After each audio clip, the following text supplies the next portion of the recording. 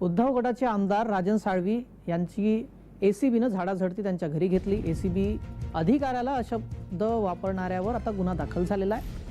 अपशब्द वापरणारा हा युवा सेनेचा जिल्हाध्यक्ष आहे। राजन साळवी यांची एसीबी चौकशी सुरू असताना हे संपूर्ण प्रकरण घडलं।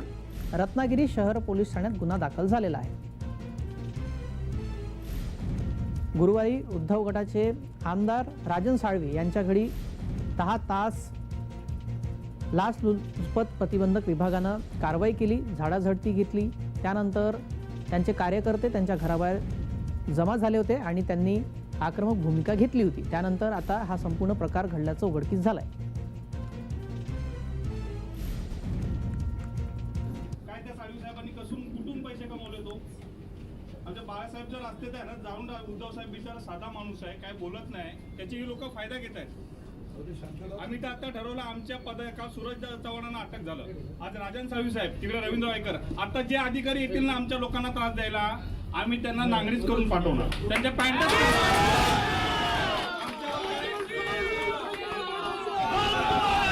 आमच्यावर आहे ना,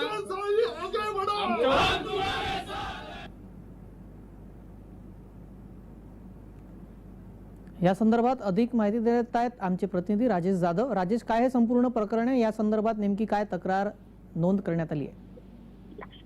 हा सर, बरोबर आहे। काल उबादाचे आमदार राजन साळवी यांची जी एसीबीने चौकशी केली आणि त्यांना जवळजवळ 2 ते 2.5 तास त्यांची चौकशी 2.5 तास त्यांना ताब्यात घेतलेलं होतं आणि ताब्यात घेऊन चौकशी करत असताना त्यांचे जे उबादाचे युवा जिल्हाध्यक्ष आहेत अजिंक्य मोरे यांनी तिथे फार अरवची भाषेमध्ये बोलण्यात आलं, अश्लील काही भाषा वापरली। त्यामुळे कुठेतरी तिथं कायदा व्यवस्था बिघडेल अशी परिस्थिती निर्माण झाली होती। त्यामुळे पोलिसांनी त्यांच्यावर काय गुन्हा दाखल केलेला आहे आणि त्यांना पुढच्या आठवड्यामध्ये पोलीस स्टेशनला हजर होण्यासाठी सांगितलेलं आहे। मात्र हे सुरू घडत असताना राजन साळवींच्या देखत हे सगळं घडत होतं, कारण जे काही अपशब्द वापरले अधिकाऱ्यांच्या बद्दल ते सर्व राजन साळवींच्या देखत वापरलेले होते।